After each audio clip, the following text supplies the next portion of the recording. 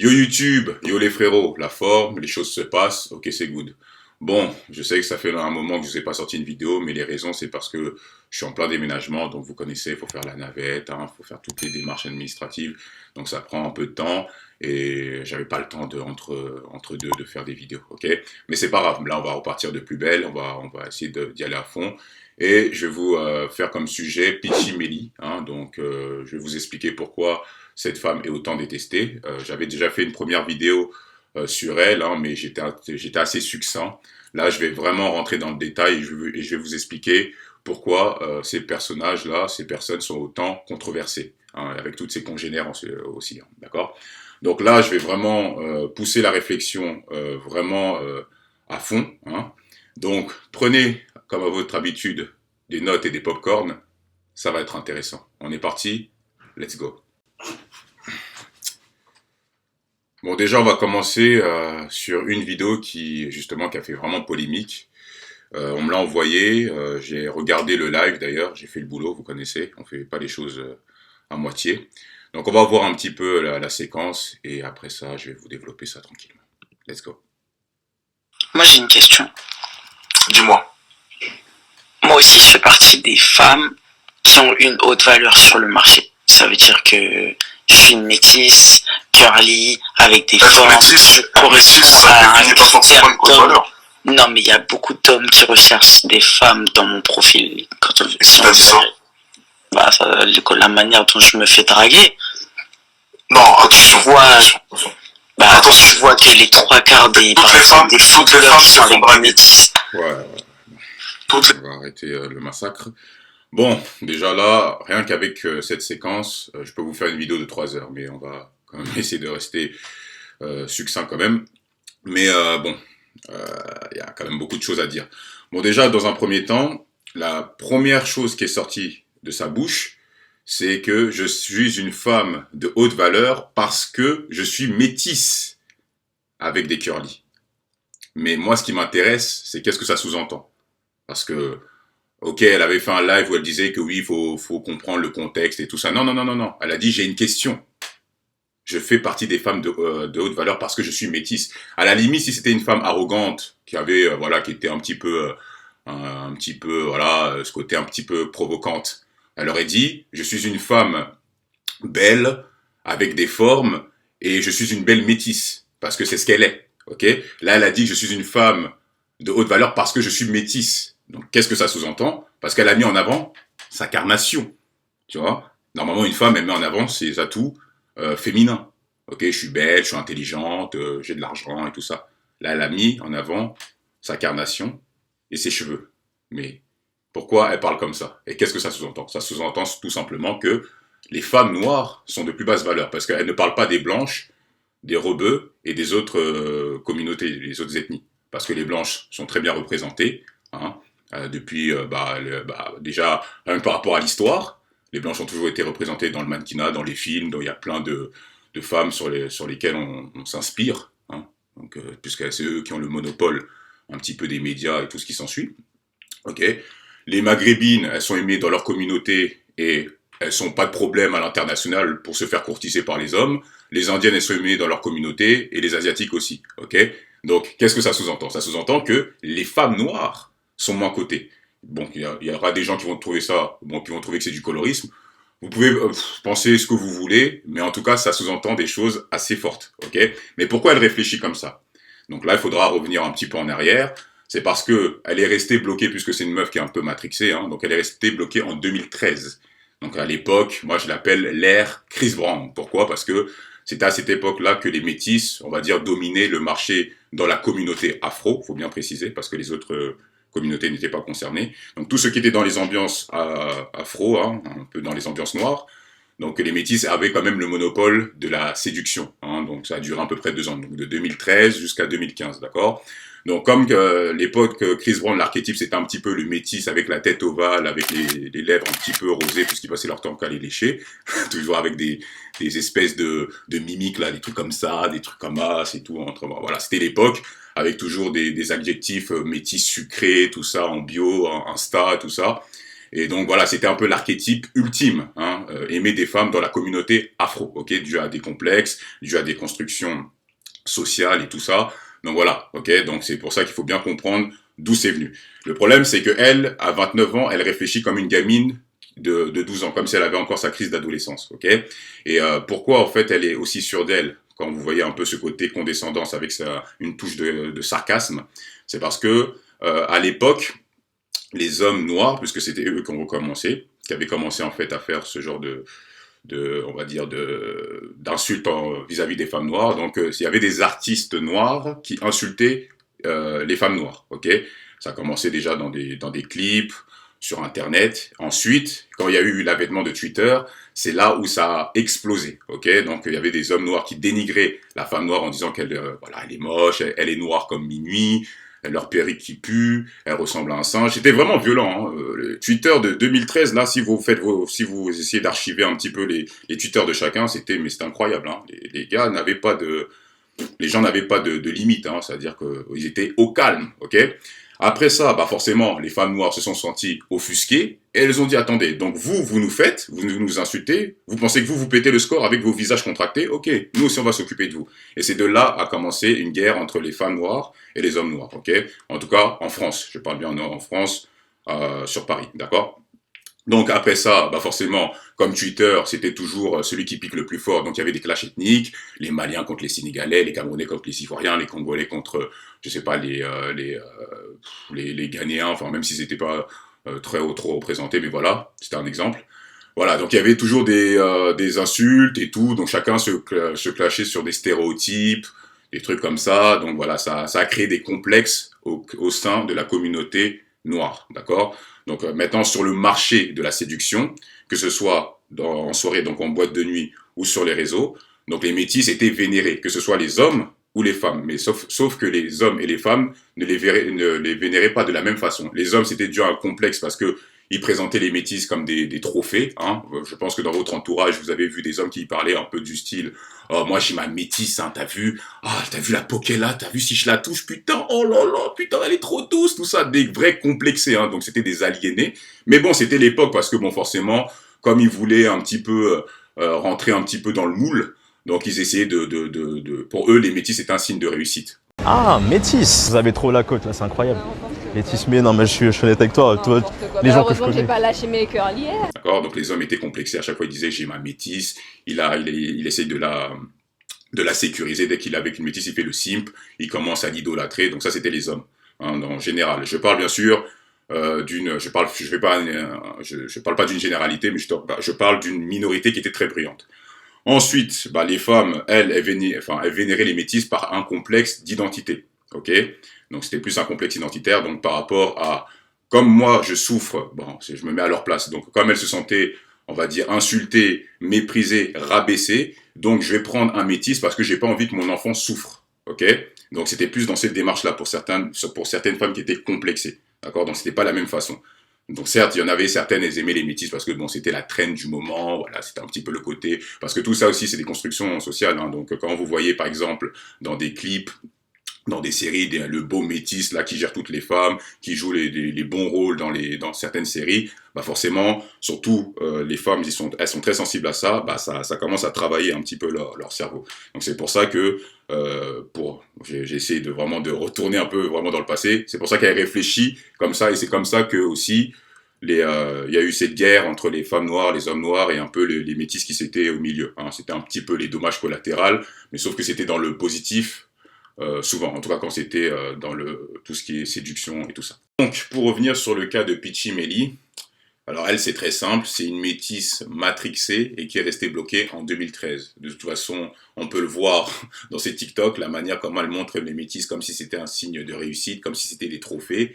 Hein. En plus, elle aime bien les prendre quand ils sont jeunes, hein. Donc c'est ses tripes. Après, soit chacun fait ce qu'il veut, mais bon, je trouve ça un peu triste. Mais bon, bref, en tout cas, c'est une go qui ne comprend pas que le monde évolue et que c'est pas un bloc monolithique. C'est-à-dire que maintenant, ce qui se fait passer en 2013, on est quand même en 2022, il y a quand même beaucoup de choses qui ont évolué. D'ailleurs, par rapport aux constructions sociales, puisqu'il y a une américanisation par rapport aux médias, aux séries, donc il y a plus en plus de noirs, dark skin, qui sont représentés. hein. Donc on peut voir même dans les séries Murder, Suits, Black Panther, et j'en passe, il y en a tellement. Donc forcément, les femmes noires, la manière comment elles vont se voir sera bien différente, puisque quand tu peux t'inspirer sur une actrice sur laquelle tu peux prendre comme modèle, hein, sur tous les aspects, on va dire, de ta vie, ça va changer de la manière comment tu vas te voir. Et surtout, ça va changer la manière comment tu seras vu. Surtout quand la communauté va commencer à prendre des postes importants ou va jouer des rôles ou des gros films où l'actrice est, on va dire, le personnage principal du film ou de la série. Donc c'est ça un peu ce côté-là. Donc elle pense que les métis monopolisent un peu le marché de la séduction, alors que c'est pas forcément vrai. Je suis désolé, une femme dark skin, noire, avec des beaux traits, qui est féminine, n'aura aucun problème aujourd'hui à se faire courtiser à l'international. Il faut quand même arrêter ce côté ou ce matrixage là où dès qu'une meuf elle est métisse, on dirait que mon gars ça y est. Ça peut exister, il y en a bien sûr, comme en Afrique centrale, au Brésil, de temps en temps aux Antilles, hein, qu'il y a certains colorismes, hein, parce que bon voilà, certains sont rentrés, bah, c'est leur goût et des fois c'est par complexe, mais les choses quand même ont évolué. Il faut arrêter ce délire. Donc Peachy, le truc que j'essaie de te faire, enfin la chose que j'essaie de te faire comprendre, c'est que essaye d'être cohérente en fait dans ta façon de voir la vie, parce que même dans le live avec Alexis Chun, tu t'es fait déchirer. Pourquoi? Parce que tu ne sais pas structurer tes idées, tu ne sais pas développer tes idées, tu dis tout et son contraire, et surtout tu es contradictoire et tu as toujours en fait la même façon dès que en fait tu n'as pas les moyens rhétoriques et la contenance et l'épaisseur culturelle pour débattre ou défendre tes idées, c'est-à-dire que tu vas chercher des éléments extérieurs pour essayer de discréditer ton interlocuteur en faisant du sophisme, hein, c'est-à-dire que tu as une façon un petit peu sarcastique de mépriser la personne, comme si c'était une apparence de vérité, alors que c'est quand t'écoutes, c'est le vide. Ça t'annonce pas radieux. Désolé. Qu'est-ce que tu me racontes? Ah, tu peux rigoler, hein, y a pas... Bah oui, tu Y a me pas de fais souci. rire, parce que là, ouais, t'as Peut-être de la la chance prochaine que fois. j'ai pas balancé les dossiers. Quel dossier? Ouais. Je suis gentil parce qu'il y a Dis-moi. du monde, mais tranquille. Dis-moi. Bah non, je vais pas t'afficher ici.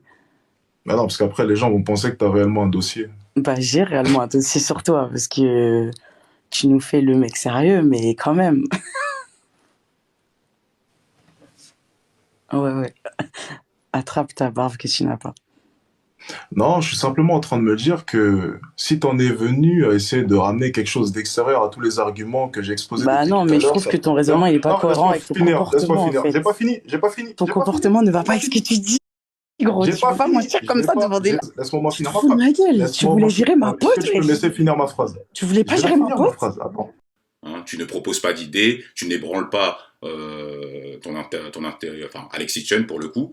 Et voilà, donc tu fais et quand tu t'es fait déchirer, tu appelles tes sbires, hein, tes féministes là, pour venir te soutenir, pour faire des vidéos réactions en disant que Alexis Chun est un mécréant, misogyne, voilà, qui note les femmes, alors que ça existe depuis que le monde est monde. Hein. Si vous pouvez voir des chaînes comme Dr TN qui notent les meufs de Tinder, que ce soit les hommes ou les femmes. C'est donc ce que j'appelle un homme crevette, 10 sur 10 pour le corps, limite, hein, peut-être pas 10, mais genre 9, 8, 9, mais bon, la tête, ça va pas. Ouais, le corps est vraiment bien. Il a pas l'air d'avoir une belle peau. Je suis d'accord, le corps, le rapport poids-taille, c'est plutôt pas mal. Le visage un peu moins bien, même si ça va, c'est pas non plus difforme. Solid Mike qui vient à Marseille, qui pareil, qui demande aux femmes de noter les hommes et ça fait pas une esclandre. 1, moins 4. 4. Bah y a rien qui va, il est trop musclé et il a une tête dégueulasse. Je sais pas. Juste, il est trop musclé. Sa tête, ça va. Moi je sais pas, chacun ses goûts. Ça Pas bangable. Non, il est pas bangable. 6, 7. Ouais.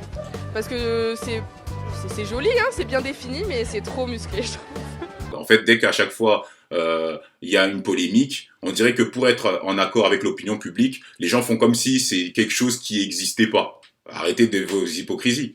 Ça existe depuis que le monde est monde. Donc quand vous avez pas quand vous avez pas justement la contenance pour défendre ses idées, enfin vos idées, ne faites pas un débat avec la personne. Vous allez vous faire passer pour une conne. Ok? Donc ça, c'est un conseil que je peux te donner. Et évite aussi d'être contradictoire, parce que moi, j'ai fait le boulot, hein, dans tes lives et tout, tu dis que d'un côté, les hommes ne servent à rien, c'est-à-dire qu'en gros, tu dis que comme maintenant, on peut faire des enfants sans vous les hommes à cause de la moelle osseuse féminine, donc en gros, l'homme n'a plus aucun rôle à jouer. T'es toute seule là? Tu peux t'enceinte toute seule? Non, j'ai bien dit, ça va être très malsain ce que je vais dire, mais réfléchissez bien. On va garder la femme et les enfants. Et même si les enfants sont jeunes, on pourra toujours prendre des spermatozoïdes d'un enfant pour enceinter la femme. Seigneur Jésus. Et on pourra continuer, mais bien sûr que si, et on pourra faire perdurer l'humanité comme ça. Mais c'est comme ça que ça fonctionne, les Mais gars. non, Tichy, non, je pense que là, vraiment...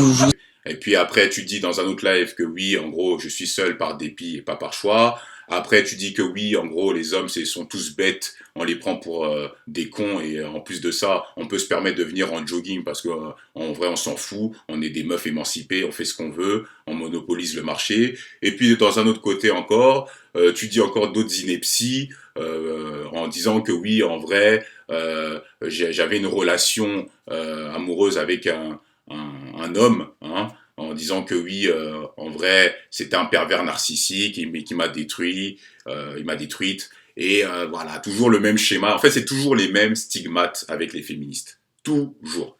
Donc, je te recommande, ou je te conseille, en tout cas, de t'assagir, hein, de prendre du recul et prendre de la hauteur, en fait, sur tout ça, et d'avoir une vision plus en perspective. Parce qu'avoir 29 ans quand t'es toujours seul, enfin, quand t'es à 29 ans, t'es toujours seul, ça qu'il y a un moment donné, c'est qu'il y a une tare. C'est que les hommes, quand ils te côtoient, il y a un problème. Parce que quand quelque chose a de la valeur, elle est prise, cette chose. Tu comprends ou pas?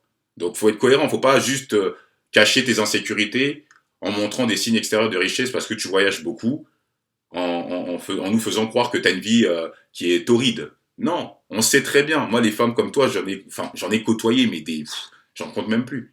Donc moi, je t'invite quand même à réfléchir et évite de te mettre dans des débats quand tu sais que tu n'as pas le niveau intellectuel sur le sujet. Je parle pas en général, je parle sur le sujet. D'accord? Donc c'est un conseil de bon ami.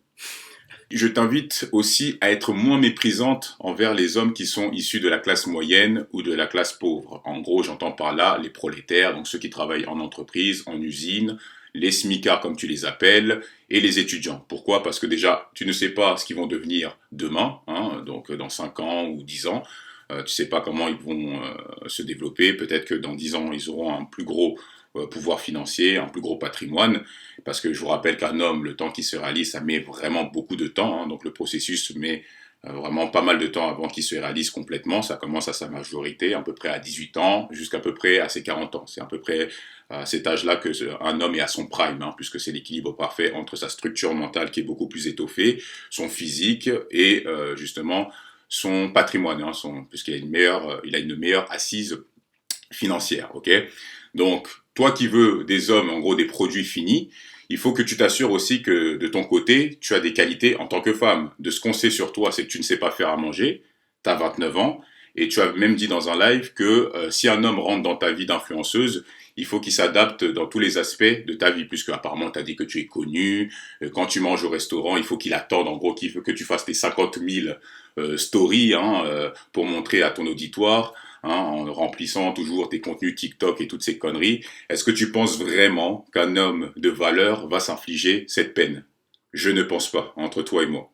Non, franchement. C'est pour ça que tu peux camoufler tes insécurités en prêchant une fausse confiance en soi, parce que même la vidéo que j'ai faite sur toi, quand tu posais la question, est-ce qu'un homme qui gagne moins que sa femme, exemple, s'il gagne 2000 euros et que toi tu gagnes 6000 euros, est-ce que ça pose un problème? Tu parlais de toi tellement t'es narcissique. Pourquoi? Parce que tu as besoin de dénigrer les autres pour te sentir supérieur. Hein. Et ça, j'appelle ça de l'arrogance et des gens qui n'ont pas confiance en soi. Donc toi, ce qui me fait rire, que toi qui dis que tu prêches une confiance en soi à tes abonnés, puisque la plupart des gens qui te suivent, c'est des petites meufs, hein, c'est des petites, hein, quand on voit les commentaires, tes abonnés, il y a que elles, celles, les sauveuses des droits des femmes, là, tu vois, les petites que tu endoctrines là, dans ta mentalité et dans ta frustration et ton amertume. C'est un peu ça que tu véhicules comme message et comme valeur. Donc je t'invite à réfléchir, à grandir, à prendre un peu du recul sur tout ça. Les réseaux sociaux, c'est éphémère, ça va pas durer toute une vie. Donc voilà, arrête d'être matrixé et c'est pour ton bien, d'accord? Donc voilà, j'ai fait à peu près le tour sur Peachy. Après, si vous voulez lui envoyer la vidéo, soit faites ce que vous voulez. En tout cas, voilà. Donc j'ai fait une analyse vraiment complète. Donc pour la prochaine vidéo, on va parler d'Alex Hitchen, puisque apparemment c'est un homme très controversé. Donc je vais faire aussi une analyse sur lui et sur, on va dire, sur ce qu'il pense un petit peu, voilà, sur ses idées, d'accord? Donc n'hésitez pas à partager, à commenter la vidéo et à la liker, d'accord, hein, pour faire plaisir à l'algorithme. Et puis voilà, ok, on a fait le tour les frérots. Sur ce, prenez soin de vous. Allez, tchuss.